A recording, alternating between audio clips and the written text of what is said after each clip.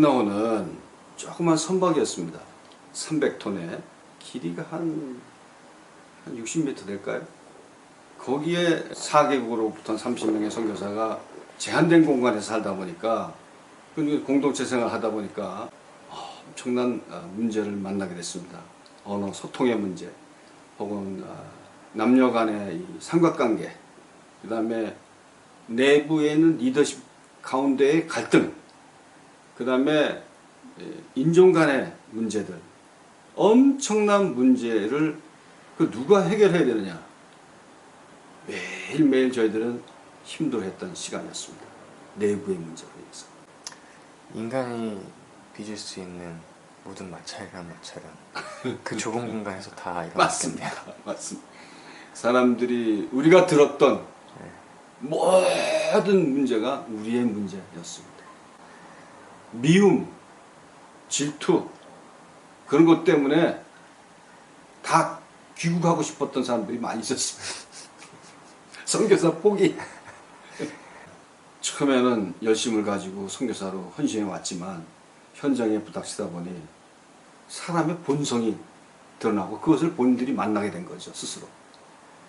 어느 날 그 성공의 성도 한 분이 저희 배를 방문하게 됐어요. 물론 여러 사람들이 방문했었지만 또 그분이 아주 저를 찾아오신 거예요. 찾아오면서 하는 말이, 아유, 이거 참 한나호를 봐서 너무 좋다. 생각보단 작지만 근데 어저께 너희들이 우리 교회 와서는 그렇게 밝게 기쁘게 간증하고 뭐 예배드리고 춤도 추고 그랬는데 오늘 와서 보니까 얼굴들이 다 지금 무슨 불쌍하게 보인다. 웃음도 없고 기쁨도 없고 이게 무슨 일이냐 이렇게 물어보더라고요. 그래서 저는 야, 외부인들에 의해서 노출이 됐구나. 그래서 제가 얘기했죠. 남녀 간의 문제, 리더십 안의 갈등, 그 선교사끼리의 갈등, 이런 문제를 대충 얘기를 했는데, 그래? 그러면 매일 두세 명씩 우리 내 집으로 보내라. 내가 다 밥도 먹여주고 상담도 하고 그러겠다. 관광도 시켜주고. 그래서 우리가 매일 싱가포르 사람들, 말레이시아 사람들, 한국 분들 중에서는 선장님, 비회장님도 보내드리고 또 자매들도 보내서 쉬게 했어요. 근데 갔다가 오는 사람들이 다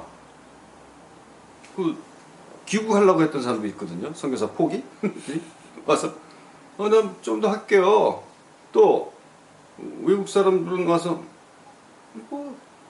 아무거나 먹어도 되는 거죠. 하면서 오고 일주일 사이에 완전히 변화가 됐어요. 너무너무 깜짝 놀랐습니다. 그래서 그분이 애니청인데, 애니청 부부가 와서 저한테 그러는 거예요. 자기도 깜짝 놀랐다고.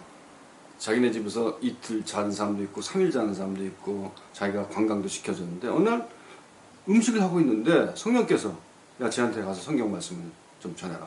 그래서 자기가 잘 알지도 못했지만 가서 성경을 펼치고 성경을 전했더니 그거 내가 정말 원했던 구절이라고. 고맙습니다.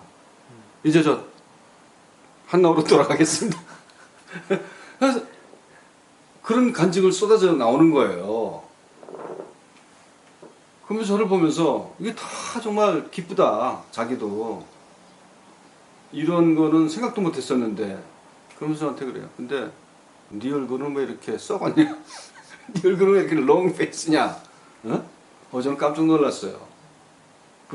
감추고 있었는데 얼굴에 나타난 것 같았습니다. 너 무슨 문제가 그렇게 많냐? 그래서 그때 이제 산다칸에서 마닐라까지 항해를 해야 될 텐데 기름이 모자르고 물도 채워야 되고 음식도 사서 넣어야 되는데 그게 좀 부족했었죠. 그래서 그 얘기를 했더니 그래? 알겠다. 걱정하지 마라. 그랬더니 이 애니청 부부가 그 산다칸에 있는 교회 목사님들에게 얘기해가지고 그 당시 저희들이 한나호가 1년이면 한 30일, 많으면 40일 정도 항해를 하는 거죠. 그랬는데 우리 항해의 3분의 1을 기름을 채워줬어요. 그 당시 기름 값을 따져보면 한 5천만 원 정도 됐을 겁니다.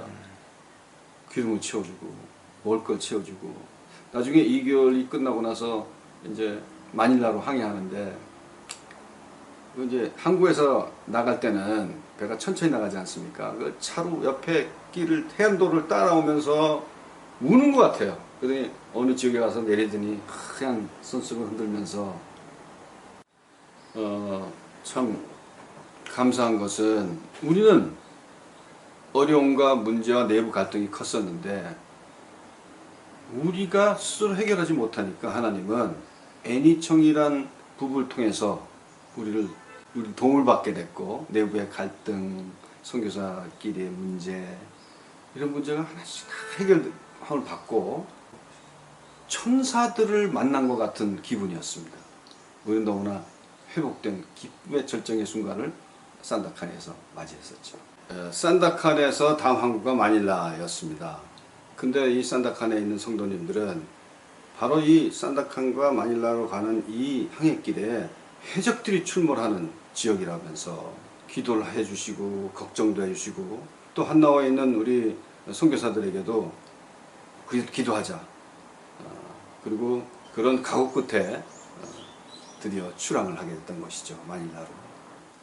한나라가 마닐라로 출항하는 길에 우리가 많이 기도했죠. 기도도 하고 찬송도 부르고 한 이틀 되니까 뭐 이렇게 식더라고요. 뭐 안 오겠구나 하는 생각이 들더라고요. 이틀에 저는 제 방에 있었는데 갑자기 뭐 대포 소리가 들리더라고요. 그들이 저는 방에서 뛰어나가서 브릿지 선교 쪽으로 올라가고 있는데 무슨 워카발 소리가 쿵쿵쿵 치면서 선 위에서부터 뛰어오고 그 다음에 나를 밀치고 그냥 선교 그 브릿지 올라가고 있고 그리고 이미 제가 브릿지 올라가 보니까 4-5명의 사람들이 총을 가지고 그냥 장악을 당했어요. 그리고 제가 이렇게 보고 있는데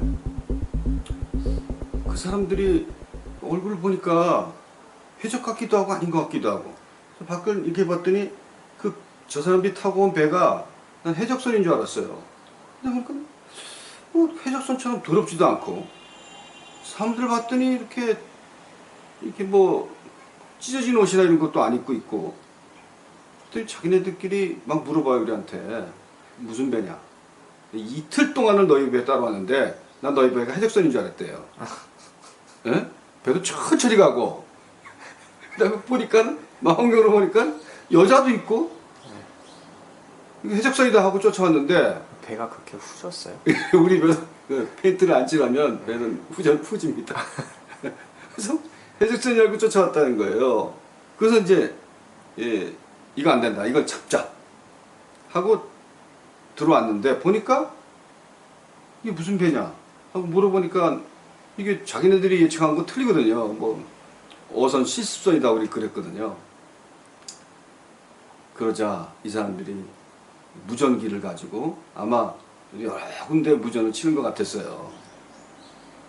그랬더니 하는 말이 너희들 이렇게 가면은 해적에 밥 된다. 자기네끼리 결정을 내린 거예요. 이게 뭐 나중에 그때 알고 봤더니 말레이시아 해경이 해적이 많이 출몰하는 데서 해적과 똑같이 배를 꾸미고 해적과 똑같이 옷을 입고 그리고 해적을 잡으러 다니는 말레이시아 해양 경찰선이었어요. 그분들이 저희들에게서 걱정을 해주는 거예요. 이거 잡힌다 너네들. 근데 고민하더니 우리가 너희를 필리핀 마닐라 해역까지 안전하게 에스코트 해주고 캄보이 해서 항해를 해줄 테니까 거기까지만 가면 이제 그 해적이 안 나타난다. 옆에서 보호해주는. 거기서 해적도 못 만나고 오히려 하나님이 보내주신 해양 경찰을 만나게 돼서 우리가 기도를 많이 해서 그랬든지 아니면 너무 불쌍해서 그랬든지 말레이시아 해경을 도움을 받고 안전하게 마닐라에 입항하게 됐습니다. 이렇게 저희들은 연약하고 부족하고 내부의 문제로 많이 있었음에도 불구하고 하나님은 천사들을 보내서 회복시켜 주시고 또 성도들을 통해서 기름을 공급받게 하시고 또 어려운 항해 속에서 위협 속에서 하나님 해양 경찰을 보내주셔서 안전하게 항해할 수 있도록 하신 것은 하나님이십니다. 그 하나님은 부족한 저희들을 이끌어 주셨고 또 멋지게 사역할 수 있도록 길을 열어주셨던 것입니다.